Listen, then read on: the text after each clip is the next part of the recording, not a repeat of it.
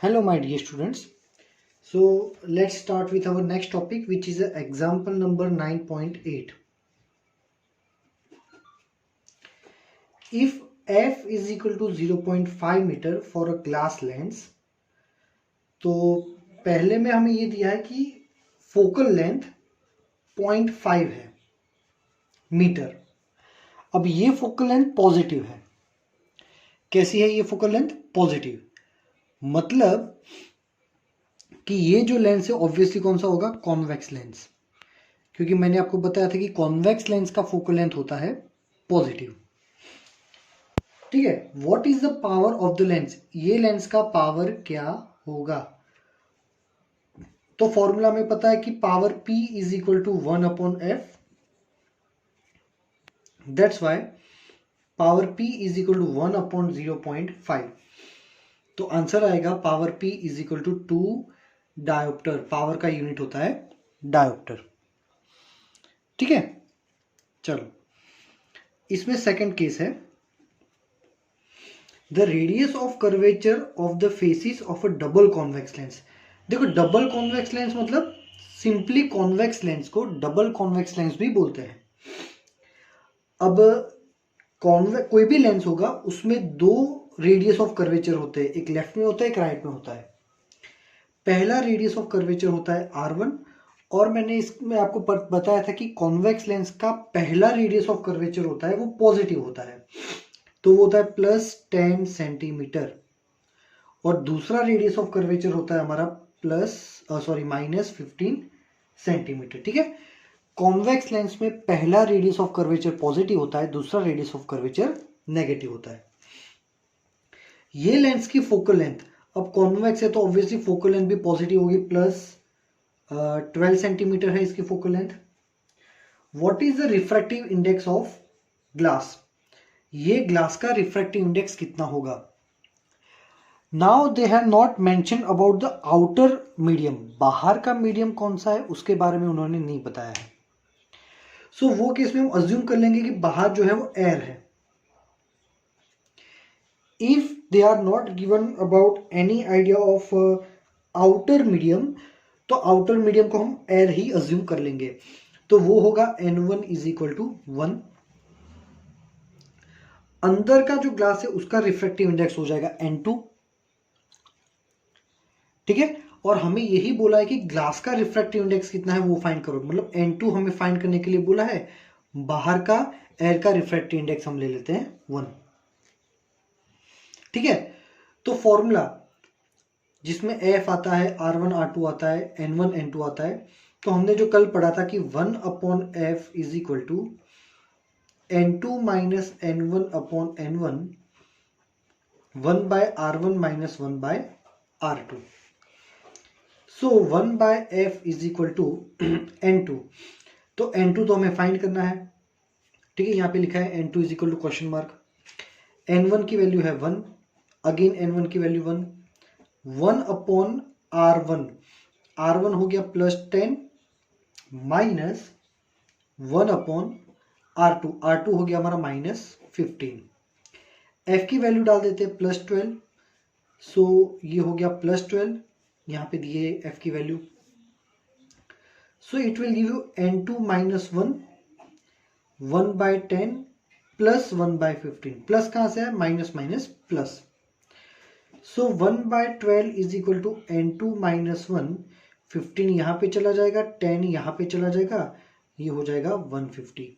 आप एलसीएम लेके भी कर सकते हैं। सो क्या होगा? 1/12 is equal to N2 minus 1 by into 25/150। ठीक है, तो ये 150 चला जाएगा ऊपर, सो 150 25 आ जाएगा नीचे। 12 into 25 is equal to N2 minus 1। So यहाँ पे अगर ये 5 3 ज़ा 15 और ये 5 6 ज़ा 6 2 ज़ा 12, सो हो गया 1/12 is equal to N2 minus 1। Therefore N2 is equal to 1 plus 1/12. So N2 is equal to 12 1 12 plus 1 13 12। Okay, सो यहाँ पे कुछ गलती हुई होगी। ये 1/2 है और मैंने यहाँ पे लिख दिया 1/12, एक गलती से लिख दिया। ठीक है, सो ये 1/2 है। सो N2 विल बी, ये राइट में चला जाएगा तो 1 + 1/2। सो ये होगा हमारा 2 1 2 + 1 3/2। सो N2 इज 1.5। ये आ गया हमारा आंसर। ठीक है, चलो अभी इसी में थर्ड पार्ट करते हैं।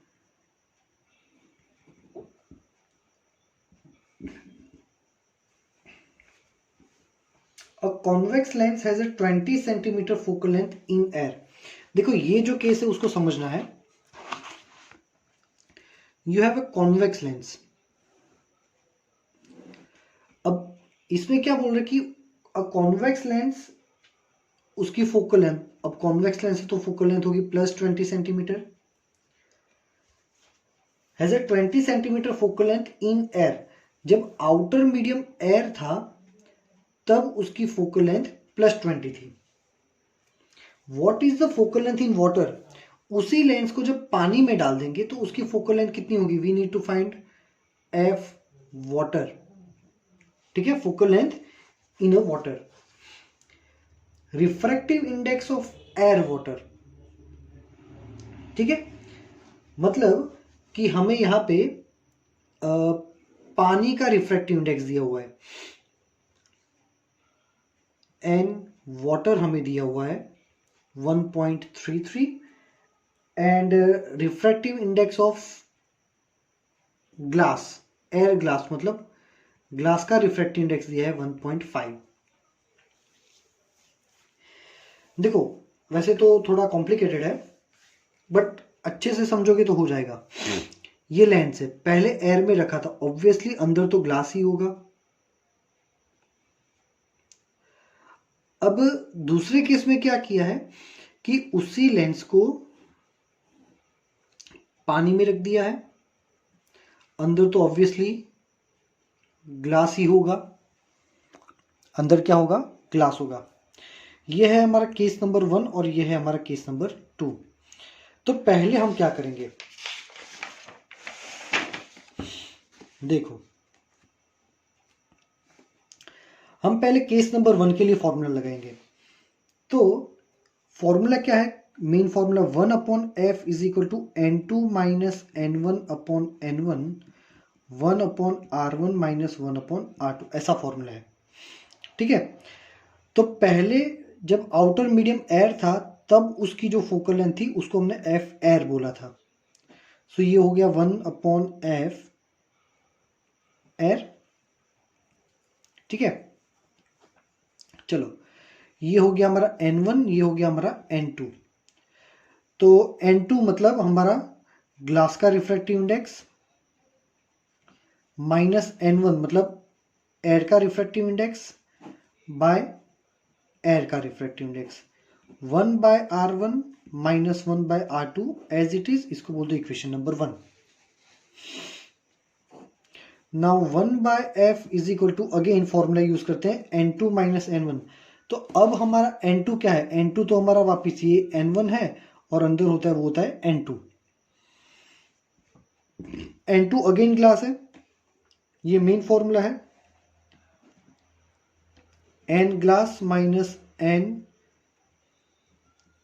वाटर बाय N1 मतलब N water 1/R1 minus 1/R2। ठीक है, चलो सो ये हमें जो फोकल लेंथ मिली वो कौन से केस में मिली? जब पानी में उसको रखा था, और पानी में जब रखा था तब की फोकल लेंथ हमें फाइंड करनी, इसको हम लिख देते हैं f water. Let's say this is equation number 2। अब equation number 1 divide by equation number 2 करते हैं। तो क्या होगा? 1/f air divide by 1/f water is equal to n glass minus n air by n air 1/r1 minus 1/r2 divide by ये n glass minus n water by n water 1/r1 minus 1/r2 ये cancel. चलो ये चला जाएगा ऊपर और ये आ जाएगा नीचे। So F water by f air is equal to, चलो इसकी वैल्यूज रख देते हैं कि भाई ग्लास का रिफ्रैक्टिव इंडेक्स क्या है, तो हमें यहाँ पे दिया हुआ है भी ग्लास का रिफ्रैक्टिव इंडेक्स है 1.5। सो ये हो गया 1.5 माइनस एयर का रिफ्रैक्टिव इंडेक्स होता है 1 बाय अगेन एयर का रिफ्रैक्टिव इंडेक्स हो गया 1 डिवाइड बाय ग्लास, ग्लास का वापस क्या होगा 1.5। अब यहाँ पे वाटर, वाटर का रिफ्रैक्टिव इंडेक्स दिया है 1.33,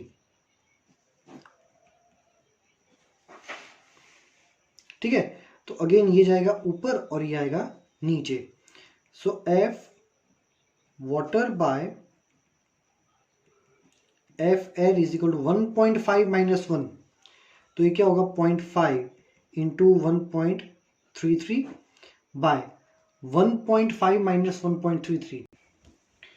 सो 1.5 माइनस 1.33 हो गया हमारा 0.17, ठीक है। और ये 1 जो है नीचे आया तो इंटू यहाँ पे 1। अब ये वैल्यूज रखते हैं। सो हमें फाइंड करना है F water by f air, F air हमें दे रखा है 20 प्लस 20। सो ये क्या होगा 0.5 इंटू 1.33, सो ये हो गया हमारा 0.665 by 0.17।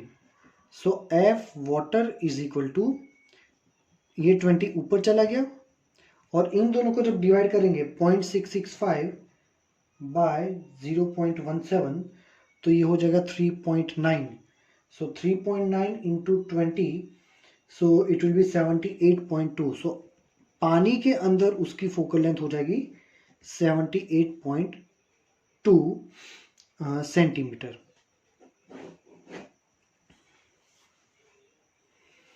This is the final answer. Ready?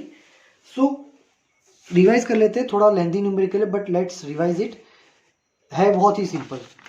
कहते हैं ये क्या कह रहे हैं क्वेश्चन में कि ये लेंस है जो कि ग्लास से बना हुआ है, ये ग्लास लिखा हुआ है, उसको पहले रखा है हमने एयर में। जब एयर में रखा था तब ये लेंस का फोकल लेंथ 20 था, तो उसको हमने एफ एयर लिख दिया। फिर उसी लेंस को जब पानी में रखते हैं तो देखो ये ग्लास लिखा है, फिर से GLASS ग्लास, और उसका रिफ्रैक्टिव इंडेक्स N2 लिखा है यहाँ पे। उसको पानी में रखा, आउटर मीडियम पानी है, तो पानी में उसकी फोकल लेंथ कितनी होगी? सो एफ वेट वाटर को हमने कर दिया क्वेश्चन मार्क। सो एन वाटर हमें दिया हुआ है, पानी का रिफ्रैक्टिव इंडेक्स दिया हुआ है, ग्लास का रिफ्रैक्टिव इंडेक्स दिया हुआ है। बाहर के मीडियम को N1 बोल दो जो कि एयर है, दूसरे केस में बाहर के मीडियम को N1 बोल दो जो कि वाटर है, अंदर का मीडियम हमारा N2 है। ये केस में भी N2 है और ये केस में भी N2 है। बस फिर हमने ये फॉर्मूला लगा दिया 1/f is equal to N2 minus N1 by N1, और ये फॉर्मूला उसमें पहले केस के लिए N2 ग्लास है और N1 एयर है, दूसरे के लिए N2 ग्लास है, पहला N वाटर है। ये दोनों फॉर्मूलाज लिख दिए, दोनों को डिवाइड किया, फिर तो बाकी मैथमेटिकल स्टेप्स है। ठीक है, इजी। चलो अब आगे बढ़ते हैं। Next is a theory, combination of thin lens in contact.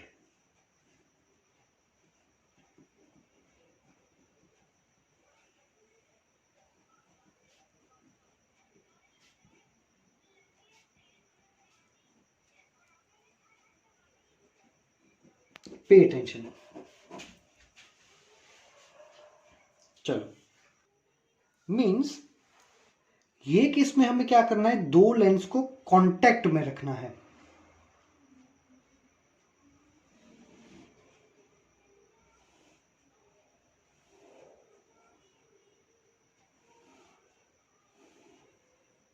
Ready? मान लो कि एकदम कांटेक्ट में रखे हुए, दोनों टच कर दिए हैं। पहला जो लेंस है उसकी फोकल लेंथ है सपोज f1, दूसरे की फोकल लेंथ है f2। चलो, तो ये केस में क्या क्या पॉसिबिलिटीज हो सकती हैं। सपोज ये है हमारा ऑब्जेक्ट O, तो ऑब्वियसली ये ऑब्जेक्ट है तो ये डिस्टेंस हमारा होगा u। ऑब्जेक्ट डिस्टेंस क्या होगा u। अब ऑब्जेक्ट है तो ऑब्वियसली इसमें से रे निकलेगी, इंसिडेंट रे, और यहां पे कहीं पे ये बन गया फाइनल इमेज सपोज I। सो ये हम बोल देते सपोज V, फाइनल इमेज। इसको क्या बोलते हैं V, final image. So actually it's not like that, no doubt कि इमेज तो हमें यही मिलेगी finally, but let's think about the intermediate states. मतलब यहां पे जो रे है वो पहले लेंस नंबर 1 के साथ कोलिजन करती है। That means this ray is incidenting on lens number 1। Now the lens number 1 will make a temporary image of this object. Suppose कि ये जो टेम्पररी इमेज बना रहा है वो टेम्पररी इमेज यहां पे है।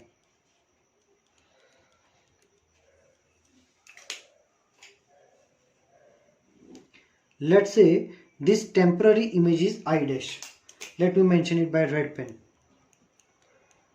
ये temporary image क्या है I dash, ठीक है। So what is the distance of this temporary image? Let's say this is the V dash. So the first lens is making a temporary image of this object over here. Second lens will consider this temporary image as object. Second lens क्या करेगा, ये temporary image को object consider करेगा और फिर उसकी final image देगा ये। दैट मीन्स फाइनल इमेज जो है वो ये लेंस नंबर 2 प्रोड्यूस करता है ना। चलो, सो पहले लिखते हैं, सपोज ये है कि for the image formed by lens 1, पहले लेंस ने जो इमेज बनाई उसके लिए। तो लेंस फॉर्मूला क्या है, देखो मैं लेंस फॉर्मूला यहां साइड में लिखता हूं कि 1/f is equal to 1/v minus 1/u। ये हमारा लेंस फॉर्मूला है। So 1/f1 is equal to 1 by, पहले लेंस का इमेज कहां बना, यहां पे। सो 1/v डैश माइनस 1/u, ठीक है। ये इमेज डिस्टेंस, पहले लेंस का इमेज ये है तो हमने इमेज डिस्टेंस v डैश लिखा, और पहले लेंस के लिए ऑब्जेक्ट ये है तो ये ऑब्जेक्ट डिस्टेंस लिखा u। Let's say this is equation number 1। Now for the image formed by lens 2, चलो तो सेकेंड लेंस की फोकल लेंथ है f2। सो 1/f, ये वाला फॉर्मूला 1/f is equal to 1/v, where v is a image distance. Second lens final image जो बनाता है वो है ये, उसका इमेज डिस्टेंस है v। सो ये हो जाएगा 1/v minus 1/u। u is a object distance, second lens के लिए ऑब्जेक्ट है ये, तो उसका डिस्टेंस हो जाएगा v डैश। रेडी, चलो u तो है ऑब्जेक्ट डिस्टेंस, पर सेकेंड लेंस के लिए ऑब्जेक्ट ये है, तो सेकेंड लेंस के लिए ये ऑब्जेक्ट का ऑब्जेक्ट डिस्टेंस v डैश हो जाएगा। एड इक्वेशन नंबर 1 एंड 2, तो क्या होगा 1/f1 plus 1/f2 is equal to 1/v dash minus 1/u plus 1 upon V minus 1 upon V dash. So plus 1 upon V dash minus 1 upon V dash cancel. Therefore 1 by f1 plus 1 by f2 is equal to 1 by v, इसको पहले लिखा minus 1 by u. ये एक formula मिला.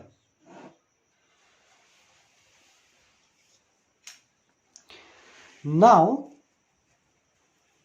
Equivalent focal length find करेंगे. जैसे हम equivalent resistance find करते थे ना, वैसे कि भाई ये दो हमारे पास लेंस है जिनकी फोकल लेंथ f1 और f2 है.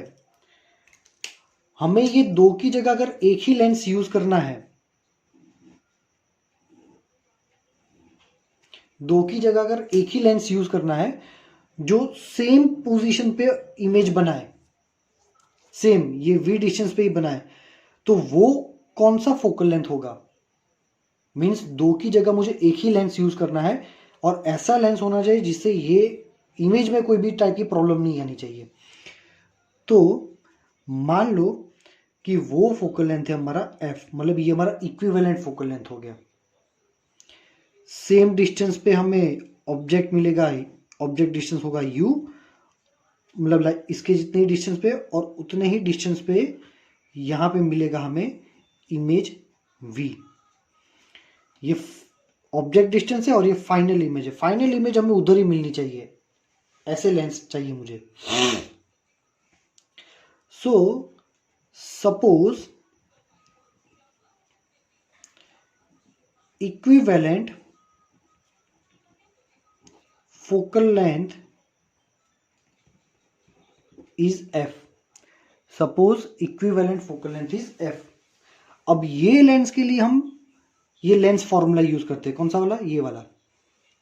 तो क्या होगा? 1 upon F is equal to 1 upon V minus 1 upon U. Let say ये हो गया हमारा इक्वेशन नंबर 3 और ये हो गया हमारा equation number 4. So as we can see कि right hand side of equation 3 and 4 is same. So equate the left hand side. Equation number 3 is equal to equation number 4 करते हैं. तो दोनों की लेफ्ट हैंड साइड को equate करेंगे तो क्या होगा? 1 upon F is equal to 1 upon f1 plus 1 upon f2. This is the final and most time equation. मतलब अगर दो लेंस को ऐसे रखा है कि दोनों एक दूसरे के साथ कांटेक्ट में हो, तो इन दोनों का इक्विवेलेंट क्या होगा? ये जैसे कि रेजिस्टेंस को पैरेलल में कनेक्ट करते हैं तो इक्विवेलेंट होता है ना 1 upon R is equal to 1 upon r1 प्लस 1 अपॉन r2. सेम ऐसा ही. ठीक है. अब हमने ये तो दो लेंस है. मान लो ऐसे हमने बहुत सारे लेंस कांटेक्ट में रखे तो 1 2 3 4 5 6 up to n. So up to n के लिए होगा 1 upon f is equal to 1 upon f1 plus 1 upon f2 plus up to 1 upon fn. अब हमें पता है कि पावर की फॉर्मूला क्या होती है? Power p is equal to 1 upon f. ये फॉर्मूला हमें पता है पावर की. तो ये 1 अपॉन f की जगह p होता है ना, तो ये p is equal to p1 plus p2 plus up to pn. मतलब इक्विवेलेंट पावर का फॉर्मूला ये होता है. जब लेंस को कांटेक्ट में रखते हैं तो टोटल पावर कितना बनेगा? पावर सबका एडिशन जितना बनेगा. पहले लेंस का पावर, दूसरे लेंस का power, up to nth lens का पावर. ठीक है. मैग्निफिकेशन. सपोज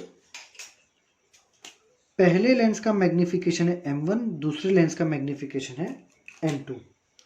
तो टोटल मैग्निफिकेशन कितना होगा?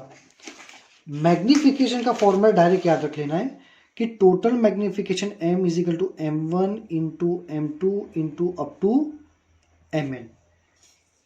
जितने भी लेंसेज हैं उन सबका मैग्निफिकेशन. रेडी? चलो. सो यहां पे ये थ्योरी कंप्लीट होती है. आपको अगर ये एग्जाम में थ्योरी आती है तो ये तीनों फॉर्मूला डिराइव करके लिखना है. इसमें एक एक्स्ट्रा है, नीट कंसेप्ट कह सकते हो उसको, बट इंपॉर्टेंट है. यहां पे तो क्या था कि ये लेंसेज कांटेक्ट में थे, एकदम कांटेक्ट में, बट मान लो कि ये लेंसेज के बीच में गैप है, लेंस दो है, लेंस नंबर 1, लेंस नंबर 2, इसका फोकल लेंथ f1, इसका focal length f2, but there is a distance between two lens and suppose this distance is d। तो ऐसे केस में ये फॉर्मूला क्या होगा, ये फॉर्मूला होगा 1/f is equal to 1/f1 plus 1/f2 minus d/f1/f2। इसको बॉक्स बनाना है मोस्ट एमपी।